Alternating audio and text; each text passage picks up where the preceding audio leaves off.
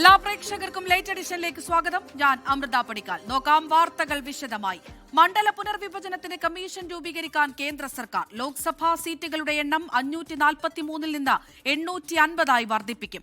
മണ്ഡല പുനർവിഭജനത്തിന് ശേഷമായിരിക്കും വനിതാ സംവരണം നടപ്പാക്കുക. മറ്റന്നാൾ ആരംഭിക്കുന്ന പ്രത്യേക പാർലമെന്റ് സമ്മേളനത്തിൽ ബില്ല് പരിഗണിക്കും. കേന്ദ്ര സർക്കാരിനെതിരെ CPIM ജനറൽ സെക്രട്ടറി MA ബേബിയും തമിഴ്നാട് മുഖ്യമന്ത്രി MK സ്റ്റാലിനും രംഗത്തെത്തി. വനിതാ സംവരണം നടപ്പിലാക്കുന്നതിന് മുന്നോടിയായി ലോക്സഭാ സീറ്റുകളുടെ എണ്ണം 850 വർദ്ധിപ്പിക്കുമെന്ന മണ്ഡല പുനർനിർണയ ബിൽ പാർലമെന്റിൽ അവതരിപ്പിക്കാനാണ് കേന്ദ്ര സർക്കാർ നീക്കം. സംസ്ഥാനങ്ങളിൽ 815 സീറ്റുകളും കേന്ദ്രഭരണ പ്രദേശങ്ങളേത് 35 സീറ്റുമായി വർദ്ധിപ്പിക്കാനാണ് കേന്ദ്ര സർക്കാർ തീരുമാനിച്ചിരിക്കുന്നത്. മണ്ഡല പുനർനിർണയത്തിനൊരു സുപ്രീം കോടതി ജഡ്ജി, മുഖ്യ തെരഞ്ഞെടുപ്പ് കമ്മീഷണർ അല്ലെങ്കിൽ അദ്ദേഹം നിർദ്ദേശിക്കുന്ന വ്യക്തി, സംസ്ഥാനങ്ങളിലെ മുഖ്യ തെരഞ്ഞെടുപ്പ് ഓഫീസർമാർ എന്നിവരടങ്ങിയ സമിതി രൂപീകരിക്കും. ഏപ്രിൽ 16 പ്രത്യേക പാർലമെന്റ് സമ്മേളനത്തിൽ അവതരിപ്പിക്കാനൊരുങ്ങുന്ന ബില്ലുകളുടെ പകർപ്പുകൾ MP-മാർക്ക് നൽകി. മണ്ഡല പുനർനിർണയ ബിൽ, കേന്ദ്രഭരണ നിയമ ഭേദഗതി ബിൽ, ഭരണഘടനയുടെ 131 ഭേദഗതി ബിൽ എന്നിങ്ങനെ 3 ബില്ലുകളാണ് പ്രത്യേക പാർലമെന്റ് സമ്മേളനത്തിൽ കൊണ്ടുവരുന്നത്. മണ്ഡല പുനർനിർണയത്തിന് ശേഷം 3-1 സീറ്റുകൾ വനിതകൾക്കായി സംവരണം ചെയ്യും. വനിതാ സംവരണ ബില്ലിന്റെ മറവിൽ നിരവധി ദുരുദ്ദേശങ്ങൾ ഒളിച്ചുവെച്ചിട്ടുണ്ടെന്ന് CPIM general secretary MA baby ആശങ്ക പ്രകടിപ്പിച്ചു. നരേന്ദ്രമോദിയും കൂട്ടരും ഉദ്ദേശിക്കുന്നത് തങ്ങൾക്ക് തോന്നുംപടിയുള്ള ഒരു നിയമം, വനിതാ സംവരണം നടപ്പാക്കാൻ വേണ്ടിയിട്ടുള്ള നിയമം കൊണ്ടുവന്ന് അതിൽ തങ്ങളുടെ ഒരുപാട് ദുരുദ്ദേശങ്ങൾ ഒളിച്ചു വെച്ചിട്ടുണ്ട് എന്നതുകൊണ്ട് തന്നെ അതിനെക്കുറിച്ച് വിമർശനമുണ്ടായെന്ന് വരാം. അപ്പോൾ വിമർശനം ഉന്നയിക്കുന്നവർ വനിതാ സംവരണത്തിനെതിരാണ് എന്ന് വാദിക്കാം. മണ്ഡല പുനർനിർണയത്തിൽ കേന്ദ്രത്തിന് അവസാന താക്കീതുമായി തമിഴ്നാട് മുഖ്യമന്ത്രി MK സ്റ്റാലിൻ രംഗത്തെത്തി. പുനർനിർണയം ദക്ഷിണേന്ത്യൻ സംസ്ഥാനങ്ങളെ ബാധിക്കുമെന്ന് അദ്ദേഹം പറഞ്ഞു. இவங்க இப்படி மறைச்சு பண்ணுறாங்கன்னா கண்டிப்பாக ஏதோ பெரிய ஆபத்து இருக்குன்னு எல்லாருக்குமே அந்த சந்தேகம் வலுவடையுது. தமிழ்நாட்டை பாதிக்கிற மாதிரியோ வட மாநிலங்களுக்கு அரசியல் வலிமையை மேலும் வாரி வழங்குற மாதிரியோ ஏதாவது நடந்தால் நீங்கள் இதுவரை பார்க்காத தமிழ்நாட்டை பார்க்க வேண்டியிருக்கும். കേന്ദ്ര സർക്കാരിന്റെ നീക്കം തെക്കൻ സംസ്ഥാനങ്ങൾക്കെതിരെയാണെന്ന് മുഖ്യമന്ത്രി പിണറായി വിജയൻ അയച്ച കത്തിൽ തെലങ്കാന മുഖ്യമന്ത്രി രേവന്ത് റെഡ്ഡി ആരോപിച്ചു. 24 ഡൽഹി. കണ്ണൂർ അഞ്ചരക്കണ്ടി ദന്തൽ മെഡിക്കൽ കോളേജിലെ വിദ്യാർത്ഥി നിതിൻ രാജ് ആത്മഹത്യ ചെയ്ത സംഭവത്തിൽ വകുപ്പ് മേധാവി ഡോക്ടർ MK റാമിനെതിരെ നടപടിക്ക് മാനേജ്മെന്റ്. വിദ്യാർത്ഥികളുടെ പരാതിയിൽ അധ്യാപകനെ ഉടൻ പുറത്താക്കിയേക്കും. അതേസമയം അധ്യാപകരുടെ വിചാരണയും ലോൺ ആപ്പിന്റെ ഭീഷണിയുമാണ് നിതിൻ രാജിന്റെ ആത്മഹത്യയിലേക്ക് നയിച്ചതെന്നാണ് പോലീസിന്റെ കണ്ടെത്തൽ. ലോൺ ആപ്പിൽ നിന്ന് ഭീഷണി സന്ദേശം ലഭിച്ച അധ്യാപിക പരാതി നൽകാൻ ഒരുങ്ങിയത് നിതിനെ മാനസികമായി തളർത്തിയിരുന്നതായും പോലീസ് പറയുന്നു. എന്നാൽ മരണത്തിന് പിന്നിൽ ലോൺ ആപ്പ് സമ്മർദ്ദം എന്ന പോലീസ് വാദം കുടുംബം തള്ളി. നമുക്ക് ഇന്ന് പറയുന്ന കാര്യങ്ങൾ ഇന്ന് തീർപ്പാക്കാൻ കഴിവുള്ള ഒരാൾ വന്ന് നമ്മളോട് സംസാരിച്ച് നമ്മുടെ പ്രശ്നങ്ങൾ പരിഹരിക്കാൻ ഉണ്ടെങ്കിൽ മാത്രമാണ് നമ്മൾ ഈ ഒരു അവർ വരുന്നത് വരെ ഞങ്ങൾ ഈ പ്രതിഷേധം തുടർന്നുകൊണ്ടിരിക്കും. ഡോക്ടർ MK റാമിനെ പുറത്താക്കാതെ ക്ലാസ് ബഹിഷ്കരണ സമരം അവസാനിപ്പിക്കില്ലെന്ന് സീനിയർ വിദ്യാർത്ഥികൾ നിലപാടെടുത്തതോടെയാണ് മാനേജ്മെന്റ് വഴങ്ങിയത്. MK റാമിനെ പുറത്താക്കണം എന്നതുൾപ്പെടെയുള്ള ആവശ്യങ്ങൾ വിദ്യാർത്ഥികൾ മാനേജ്മെന്റിന് എഴുതി നൽകിയിരുന്നു. അതേസമയം നിതിനെ മരണത്തിലേക്ക് നയിച്ചതിൽ ലോൺ ആപ്പിന്റെ ഭീഷണിയും പോലീസ് തള്ളിക്കളയുന്നില്ല. ഏപ്രിൽ 9 മാത്രം നിതിന്റെ ഫോണിലേക്ക് ഇൻസ്റ്റാപേ എന്ന ലോൺ ആപ്പിൽ നിന്ന് 98 സന്ദേശങ്ങളാണ് എത്തിയത്. വാട്സാപ്പ് സന്ദേശങ്ങളും ഫോൺ കോളുകളും ഉൾപ്പെടെയാണിത്. അധ്യാപിക ലതയുടെ ഫോണിലേക്കും ലോൺ ആപ്പുകാർ നിരന്തരം ഭീഷണി സന്ദേശങ്ങൾ അയച്ചിരുന്നു. ഫെബ്രുവരിയിൽ എടുത്ത 14,000 രൂപയുടെ വായ്പയുമായി ബന്ധപ്പെട്ടായിരുന്നു ഈ ഭീഷണി. തന്റെ പേരിൽ അധ്യാപികയ്ക്ക് അപമാനം നേരിട്ടത് നിതിനെ കടുത്ത മാനസിക വിഷമത്തിലാക്കി. അധ്യാപിക ഈ വിവരം പ്രിൻസിപ്പലിന് പരാതിയായി നൽകിയതിനെ തുടർന്നാണ് നിതിനെ ഓഫീസിലേക്ക് വിളിച്ചു വരുത്തിയത്. പ്രിൻസിപ്പലിന്റെ ഓഫീസിലെ ചോദ്യം ചെയ്യൽ നിതിനെ കൂടുതൽ തളർത്തിയെന്നാണ് പോലീസിന്റെ വിലയിരുത്തൽ. അധ്യാപിക പരാതിയുമായി മുന്നോട്ടു പോകാൻ തീരുമാനിച്ചത് നിതിനെ കടുത്ത സമ്മർദ്ദത്തിലാക്കി. ഇതാകാം ആത്മഹത്യയിലേക്ക് നയിച്ച പെട്ടെന്നുള്ള കാരണമെന്നാണ് പോലീസിന്റെ നിഗമനം.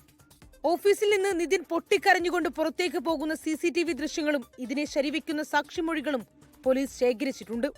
തന്റെ സഹോദരന്റെ മരണം വെറുമൊരു ലോൺ കുടിശ്ശികയുടെ പേരിൽ ഒതുക്കി തീർക്കാൻ അനുവദിക്കില്ലെന്ന് സഹോദരി നികിത രാജ് പറഞ്ഞു. ആപ്പ് ലോണിന്റെ പേര് പറഞ്ഞിട്ട് ഒരിക്കലും അങ്ങനെ ചെയ്യില്ല. കാര്യം അത്രയും ബോൾഡായിട്ടുള്ള ഒരു കുട്ടിയാണ് അവൻ. ആ കരഞ്ഞോണ്ട് ഇറങ്ങി പോകുന്ന CCTV ദൃശ്യങ്ങളെല്ലാം കിട്ടിയിട്ടുണ്ട്. അവിടെ എന്തോ നടന്നിട്ടുണ്ട്. അല്ലാതെ ഒരിക്കലും ആപ്പ് ലോണിന്റെ പേര് പറഞ്ഞിട്ടല്ല കൊച്ചു സൂയിസൈഡ് ചെയ്തത്. അന്ന് ആ റാമിന്റെ കാര്യം പോലെ എന്നെ വിളിച്ച് പറഞ്ഞ് ഇങ്ങനെ ഒരു ഓഫീസിലൊരു കാര്യമുണ്ട്, എല്ലാരും കൂടെ ചേർന്ന് അവനെ കൊന്നതാണ്. കേസെടുത്തതിനു പിന്നാലെ ഒളിവിൽ പോയ അധ്യാപകരെ ഉടൻ അറസ്റ്റ് ചെയ്തേക്കില്ലെന്നാണ് വിവരം. ഇവർക്കെതിരെ കൂടുതൽ തെളിവുകൾ ശേഖരിച്ചതിനു ശേഷമായിരിക്കും അറസ്റ്റ് ഉൾപ്പെടെയുള്ള നടപടികളിലേക്ക് പോലീസ് കടക്കുക. 24 കണ്ണൂർ. നിതിൻ രാജിന്റെ മരണത്തിൽ ആരോപണ വിധേയനായ അധ്യാപകൻ ഡോക്ടർ എം കെ റാമിനെതിരെ കൂടുതൽ ഗുരുതര വെളിപ്പെടുത്തലുകളുമായി വിദ്യാർത്ഥികൾ. നിതിൻ രാജിനെ അധ്യാപകനായ ഡോക്ടർ എം കെ റാം ക്ലാസിൽ പതിവായി അധിക്ഷേപിച്ചിരുന്നുവെന്ന് സഹപാഠി ആർച്ച പ്രതികരിച്ചു. വിദ്യാർത്ഥികളെ പതിവായി അവഹേളിക്കുന്ന ഇതേ അധ്യാപകനായിരുന്നു കോളേജിലെ റാഗിംഗ് വിരുദ്ധ സമിതിയുടെ ചുമതല. നമ്മൾ ഫ്രണ്ട് റോയിലെ ആമ്പിളർ ഇരിക്കുക, എന്നിട്ട് ക്ലാസ്സിനെ ഫേസ് ചെയ്യാൻ പറയും. എന്നിട്ട് ബാക്കിയുള്ള പിള്ളേർ നോക്കിയിട്ട് നോക്ക്, ഇവനെ കണ്ടിട്ടൊരു ബെഗറിൻ്റെ ലുക്കില്ല, ഇവനെ കണ്ടിട്ടൊരു കോളനി ബെഗറിൻ്റെ ലുക്കില്ല. എന്നിട്ട് എൻ്റെ ചെരുപ്പ് കണ്ടിട്ട് പറഞ്ഞു ഇവന് വീട്ടിൽ പൈസ ഒന്നും ഇല്ലാത്തതാണ്, ഇവർ ബെഗർ വേഷത്തിൽ ഇങ്ങനെ വരുന്നതെന്ന് പറഞ്ഞിട്ട് പോയിരുത്തും. ഇന്നും ഇന്നലെയും തുടങ്ങിയതല്ല വിദ്യാർത്ഥികളോടുള്ള ഡോക്ടർ എം കെ റാമിന്റെ അധിക്ഷേപമെന്ന് ഈ വിദ്യാർത്ഥിയുടെ പ്രതികരണത്തിൽ വ്യക്തം. കഴിഞ്ഞ 15 വർഷമായി ഇവിടെ അധ്യാപകനാണ് റാം. BDS 1ാം വർഷ ക്ലാസ്സിൽ ഈ അധ്യാപകൻ പതിവായി ലക്ഷ്യം വെച്ചത് നിതിൻ രാജിനെ എന്ന് സഹപാഠി ആർച്ച. ക്ലാസ്സിൽ എപ്പോഴും നമുക്ക് അറ്റൻറ്റീവ് ആയിട്ട് ഇരിക്കാൻ പറ്റില്ല. ജസ്റ്റ് ഒന്നിങ്ങനെ കുനിയുമ്പം ഉറങ്ങുവാണല്ലേ, ഗെറ്റ് ഔട്ട് പറഞ്ഞ് 3 മാസം അറ്റൻഡൻസ് കളയുക. നിതിനെ കൂടുതലായിട്ട് ഹറാസ് ചെയ്യുന്നുണ്ട്. നിങ്ങൾ ലാസ്റ്റ് വീക്ക് തന്നെ നല്ല രീതിക്കാണ് ഹറാസ് ചെയ്തിട്ടുള്ളത്. ഒരു ട്രോമയായിരുന്നു ആ സാമാന്യങ്ങളൊക്കെ പറയുന്നത്. വിദ്യാർത്ഥികളെ അവഹേളിക്കുന്ന ഈ അധ്യാപകനാണ് കോളേജിലെ റാഗിംഗ് വിരുദ്ധ സമിതിയുടെ ചുമതലയെന്നത് വലിയ വൈരുദ്ധ്യം. ഡോക്ടർ റാമിന് പുറമെ വിദ്യാർത്ഥികളോട് മോശമായി പെരുമാറുന്ന അധ്യാപകർ വേറെയുണ്ടെന്നും വിദ്യാർത്ഥികൾ. ഹോസ്റ്റലിലായിരുന്നാലും അങ്ങനെ തന്നെയാണ്. 2 മണിവരെയൊക്കെ നിർത്തിയിട്ട് നമ്മളെ റാഗ് ചെയ്യുക. സ്റ്റാഫ് തന്നെ ഉണ്ടാവും, അവിടെ ഹോസ്റ്റലിൽ സ്റ്റാഫ് ഉണ്ടാവും, അവർ പിടിച്ചെടുത്ത് റാഗ് ചെയ്യുക. നിതിൻ രാജിന്റെ മരണത്തിൽ കുറ്റക്കാർക്കെതിരെ ശക്തമായ നടപടി ഉണ്ടാകുമെന്ന് ആരോഗ്യ സർവകലാശാല vice chancellor doctor Mohanan Kunnummal. ഇത്തരം കോളേജുകൾ തുടരണമോ എന്ന് ആലോചിക്കും. നിതിൻ രാജിന്റെ വീട്ടുകാരെ സന്ദർശിച്ച ശേഷമായിരുന്നു വൈസ് ചാൻസലറുടെ പ്രതികരണം. 24 തിരുവനന്തപുരം. കണ്ണൂർ അഞ്ചരക്കണ്ടിയിൽ BDS വിദ്യാർത്ഥി നിതിൻ രാജിന്റെ മരണം അത്യന്തം വേദനയുണ്ടാക്കുന്നതെന്ന് മുഖ്യമന്ത്രി പിണറായി വിജയൻ. വിദ്യാർത്ഥിയെ മരണത്തിലേക്ക് തള്ളിവിട്ടത് ആരായാലും മാപ്പർഹിക്കാത്ത കുറ്റമാണെന്ന് മുഖ്യമന്ത്രി പറഞ്ഞു. ഡോക്ടർ എം കെ റാമിന്റെ ക്ലിനിക്ക് DYFI പൂട്ടിച്ചു. നിതിൻ രാജിന്റെ കുടുംബത്തിന് CPIM വീട് വെച്ചു നൽകും. പ്രതിഷേധിക്കുന്നവരെ നിരീക്ഷിക്കാൻ മാനേജ്മെന്റ് അധികൃതർ ആളെ വെച്ചു എന്ന വെളിപ്പെടുത്തലുമായി വിദ്യാർത്ഥികൾ രംഗത്തെത്തി. നിതിൻ രാജിന്റെ മരണത്തിനു പിന്നാലെ പ്രതിഷേധം കനക്കുന്ന സാഹചര്യത്തിലാണ് മുഖ്യമന്ത്രി പിണറായി വിജയന്റെ പ്രതികരണം. പുരോഗമന കേരളത്തിന് ഒരു തരത്തിലും അംഗീകരിക്കാൻ കഴിയാത്ത വാർത്തകളാണ് പുറത്തുവരുന്നത്. വിദ്യാർത്ഥിയെ മരണത്തിലേക്ക് തള്ളിവിട്ടത് ആരായാലും മാപ്പർഹിക്കാത്ത കുറ്റമാണെന്നും മുഖ്യമന്ത്രി പറഞ്ഞു. നിതിൻ രാജിന്റെ കുടുംബത്തിന് CPIM വീട് വെച്ചു നൽകും. ഈ മാസം 19-ന് CPIM സംസ്ഥാന സെക്രട്ടറി MV ഗോവിന്ദൻ വീടിന് തറക്കല്ലിടും. ഇതിന്റെ മരണത്തെ തുടർന്ന് ഒറ്റപ്പെട്ടു പോകുന്ന കുടുംബത്തിനെ ചേർത്ത് പിടിക്കുന്നതിന്റെ ഭാഗമായി അവർക്ക് CPIM വീട് നിർമ്മിച്ചു നൽകാൻ തീരുമാനിച്ചിരിക്കുകയാണ്. 19-ാം തീയതി വൈകുന്നേരം 5 മണിക്ക് നിർമ്മാണ പ്രവർത്തനം ആരംഭിക്കും. CPIMന്റെ സംസ്ഥാന സെക്രട്ടറി സഖാവ് MV ഗോവിന്ദൻ മാസ്റ്റർ വീടിന് തറക്കല്ലിടും. ആരോപണ വിധേയനായ അധ്യാപകനെ അറസ്റ്റ് ചെയ്യുന്നത് വൈകരുതെന്ന് വിദ്യാഭ്യാസ മന്ത്രി V ശിവൻകുട്ടി ആവശ്യപ്പെട്ടു. ഇതിനിടെ അധ്യാപകൻ ഡോക്ടർ എം കെ റാമിന്റെ കണ്ണൂർ ചിറക്കുനിയിലെ ക്ലിനിക് DYFI പ്രവർത്തകർ പൂട്ടിച്ചു. ക്ലിനിക്ക് താഴിട്ട് പൂട്ടിയ ശേഷം അംബേദ്കറിന്റെ ചിത്രവും സ്ഥാപിച്ചു.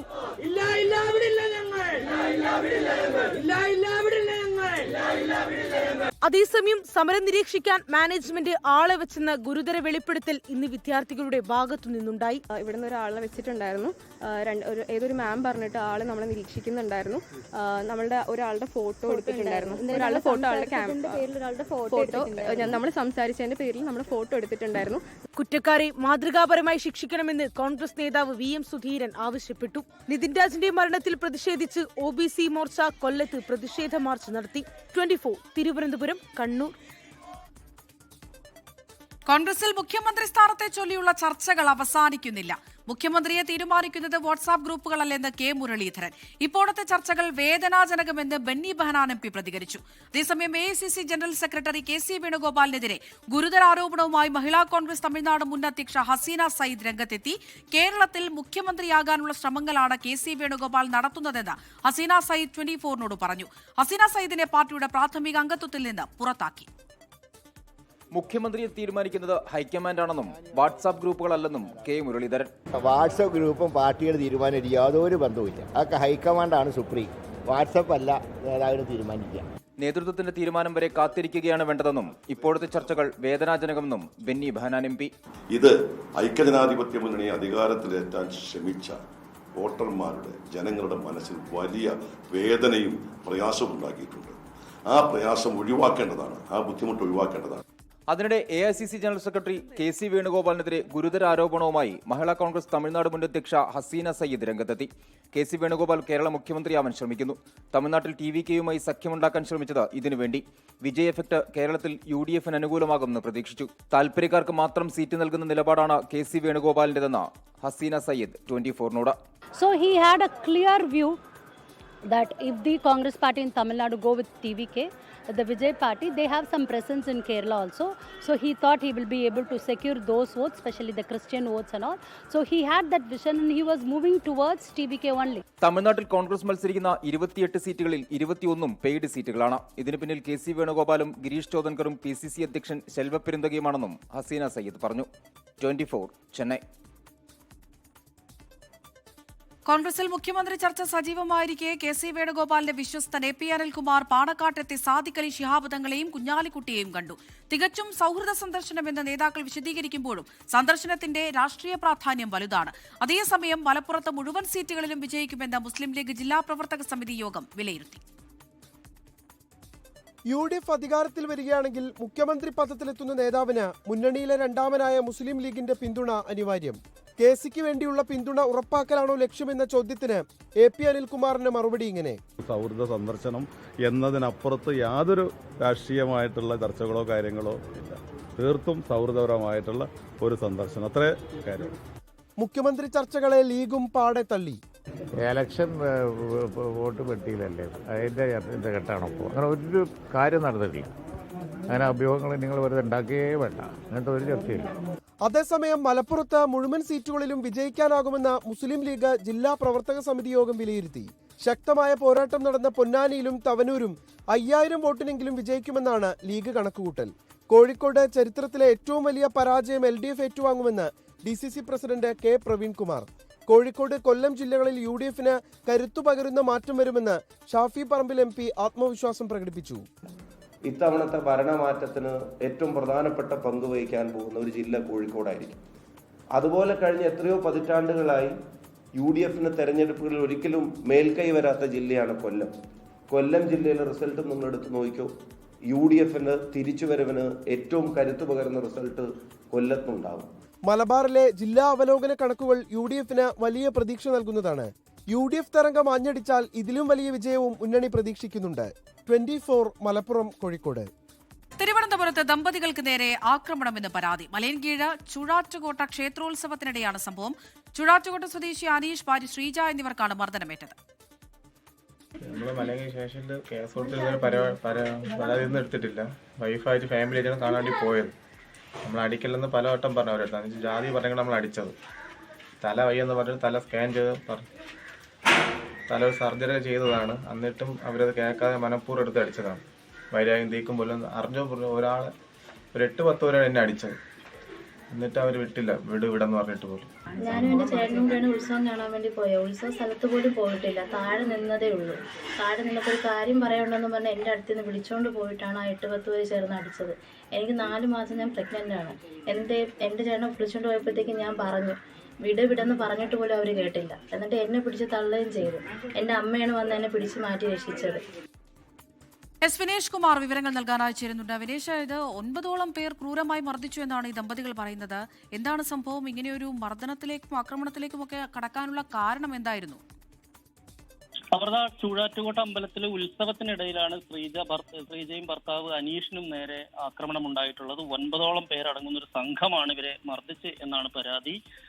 അതിൽ മുൻവൈരാഗ്യമാണ് ഇത്തരത്തിലൊരു ആക്രമണത്തിന് കാരണം എന്നാണ് ഇപ്പോൾ നമ്മൾ പോലീസിൽ നിന്ന് ലഭിച്ചിരിക്കുന്ന ഒരു വിവരം. ഇതിൽ കണ്ടാൽ അറിയാവുന്ന ഇവർക്കെതിരെ 9 പേരെയും അറിയാം എന്ന് തന്നെയാണ് ഇപ്പോൾ ഇവർ പറയുന്നത്. അവിടെ ഉണ്ടായിരുന്ന ഉത്സവപ്പറമ്പിലുള്ള ആളുകൾക്കെല്ലാം തന്നെ ഇവരെ അറിയാം എന്നാണ് പറയുന്നത്. അതുകൊണ്ട് തന്നെ ഇവരെ കൃത്യമായി പരാതി നൽകിയിട്ടുണ്ട് പോലീസ്. 4 മാസം ഗർഭിണിയായ ശ്രീജ മർദ്ദിക്കരുതെന്ന് പറഞ്ഞെങ്കിലും ശ്രീജയ്ക്ക് മർദ്ദനമേറ്റു എന്നാണ് പറയുന്നത്. ഈ ഭർത്താവ് അനീഷിന്റെ മാതാവ് ഉണ്ടായിരുന്നു, അവരാണ് പിടിച്ചു മാറ്റിയത് ഉൾപ്പെടെ ഉണ്ടായിരിക്കുന്നത്. എന്തായാലും കമ്പിപ്പാരയും മറ്റുള്ള ആയുധങ്ങളും ഉപയോഗിച്ചുകൊണ്ടായിരുന്നു ആക്രമണം. അതുകൊണ്ട് തന്നെ അനീഷിനാണ് മാരകമായി പരിക്കേറ്റിട്ടുള്ളത്. അനീഷ് അതുപോലെ തന്നെ ശ്രീജി സംസാരിക്കുന്നത് നമ്മൾ കേട്ടതാണ്. ഇതിന്റെ പിന്നിൽ എന്തോ വ്യക്തിവൈരാഗ്യമാണ് എന്ന് അറിയുന്നു. ഇത് സംഭവത്തിന് പിന്നിൽ ഗുണ്ടകളാണ് എന്നും പറയുന്നുണ്ട്. മറ്റു ഗുണ്ടകളാണ് ഇത്തരത്തിലൊരു ആക്രമണം നടത്തിയെന്നാണ് ഇപ്പോൾ നമുക്ക് അറിയുന്നത്.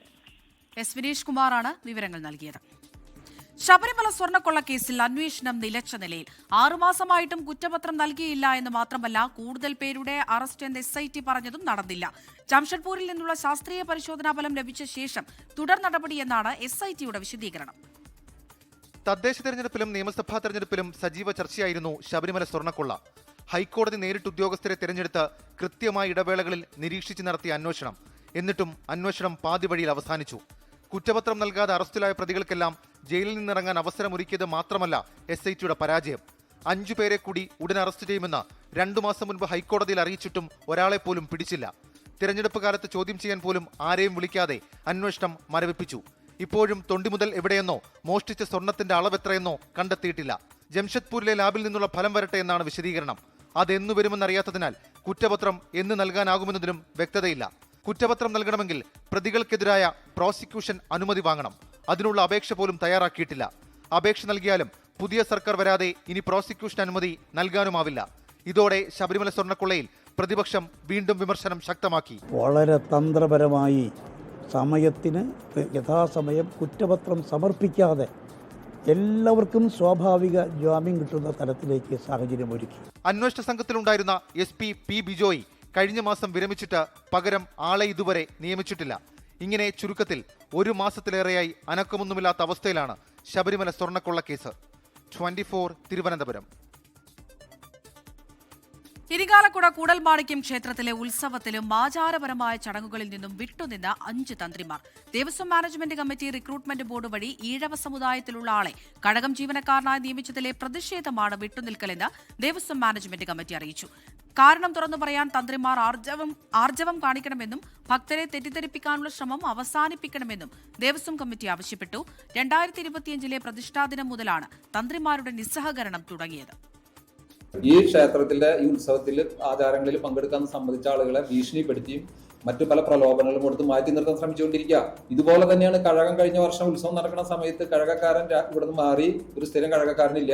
മുൻപുണ്ടായിരുന്ന കഴകക്കാരനെ നമ്മൾ മാറ്റി വേറെ പുതിയ താൽക്കാലികമായിട്ട് കഴകക്കാരനെ ഉത്സവത്തിന്റെ 10 ദിവസം നമ്മൾ അന്വേഷിച്ചിട്ട് പല കഴകക്കാരും ഇവിടെ വരാമെന്ന് സമ്മതിച്ചതിന് ശേഷം ആ ദിവസത്തിന്റെ തൊട്ടടുത്ത ദിവസം ആ കഴകക്കാർ പ്രവൃത്തി ചെയ്യാൻ വരാൻ തയ്യാറായില്ല. എന്താണെന്ന് അന്വേഷിച്ചപ്പോൾ കഴക സമാജം അവരുടെ സമാജത്തിന്റെ ആളുകൾ ഈ വരാന്ന് പറഞ്ഞ ആളുകളെയൊക്കെ നിങ്ങൾ പോകരുതെന്ന് പറഞ്ഞ് ഭീഷണിപ്പെടുത്തി അവർ വരാതെ ഈ ഉത്സവത്തിന്റെ ഈ കഴകം പ്രവൃത്തിയെ തടസ്സപ്പെടുത്താൻ വേണ്ടി ബോധപൂർവ്വ ശ്രമം നടത്തുക. അതുപോലെ തന്നെയാണ് ഇപ്പോഴും ഈ തന്ത്രിമാര് ഇവിടെ ഈ സഹായിക്കാൻ വരുന്ന ആളുകളെ തടസ്സപ്പെടുത്താനും തടയാനും വേണ്ടിയിട്ടുള്ള പ്രലോഭനങ്ങളും പ്രേരണകളും നടത്തി മാറ്റി നിർത്തുകയാണ്. ദേശീയ ഫിലിം ഡെവലപ്മെന്റ് കോർപ്പറേഷൻ ചെയർമാനായി G. കൃഷ്ണകുമാർ ചുമതലയേറ്റു. ഏറെ ഉത്തരവാദിത്വമുള്ള സ്ഥാനമെന്നും ഇന്ത്യൻ സിനിമയെ കൂടുതൽ ഉയരത്തിലേക്ക് എത്തിക്കുകയാണ് ലക്ഷ്യമെന്നും G. കൃഷ്ണകുമാർ പറഞ്ഞു. സ്വാഭാവികമായിട്ടും ഒരു അഭിമാനകരമായൊരു നിമിഷം തന്നെയാണ്. ഇന്ന് NFDC അതിനെ ഒന്ന് റീവാമ്പ് ചെയ്യണം, ഏറ്റവും നല്ല രീതിയിൽ ഒന്ന് ഇന്ത്യൻ സിനിമയെ മുന്നോട്ട് കൊണ്ടുവരണം. ഇതൊരു വലിയ ഉത്തരവാദിത്തമാണ്. പക്ഷേ എങ്കിലും കൂട്ടായ ചർച്ചയിലൂടെ ഏറ്റവും നല്ല തീരുമാനങ്ങളെടുത്ത് സിനിമയ്ക്ക് അത് ഗുണകരമാക്കാൻ നോക്കുന്നു. കേരള നിയമസഭാ തെരഞ്ഞെടുപ്പിൽ BJPക്ക് MLA-മാരുണ്ടാകുമെന്ന് G. കൃഷ്ണകുമാർ. തിരുവനന്തപുരത്ത് നിന്നും MLA-മാരുണ്ടാകും. പലയിടത്തും പ്രമുഖരെ തോൽപ്പിക്കുന്നത് BJP സ്ഥാനാർത്ഥികളായിരിക്കുമെന്നും G. കൃഷ്ണകുമാർ പറഞ്ഞു. ഡൽഹി ദെഹ്റാദൂൺ എക്സ്പ്രസ് വേ പ്രധാനമന്ത്രി നരേന്ദ്രമോദി രാജ്യത്തിന് സമർപ്പിച്ചു. 213 കിലോമീറ്റർ ദൈർഘ്യത്തിലാണ് എക്സ്പ്രസ് വേയുടെ നിർമ്മാണം. ഇതോടെ ഡൽഹിക്കും ദെഹ്റാദൂണിനും ഇടയിലുള്ള യാത്രാസമയം ഏകദേശം 2.5 മണിക്കൂറായി കുറയും.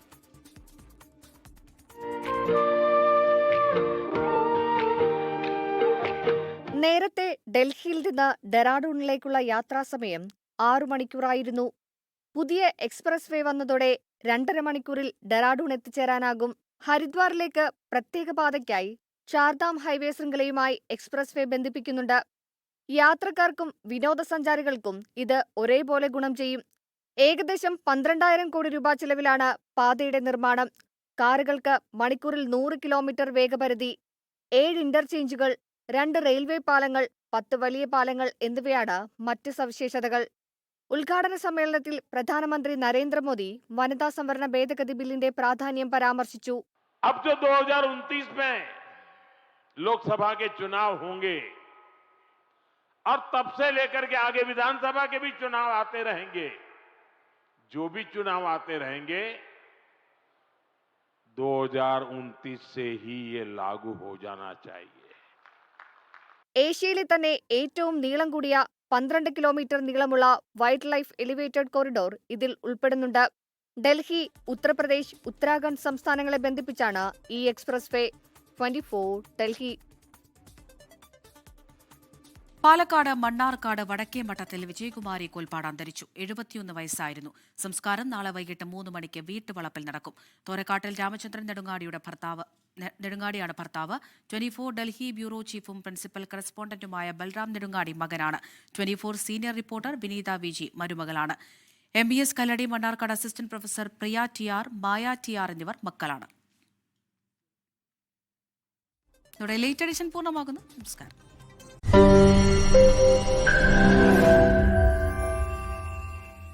ലോകത്തെവിടെയായാലും ഏത് സമയത്തും 24 വാർത്തകളും ഓഗ്മെന്റഡ് റിയാലിറ്റി പാക്കേജുകളും എക്സ്പ്ലെയിനറുകളും വിശദമായി കാണാൻ ഞങ്ങളുടെ യൂട്യൂബ് ചാനൽ നിങ്ങൾക്ക് സബ്സ്ക്രൈബ് ചെയ്യാം.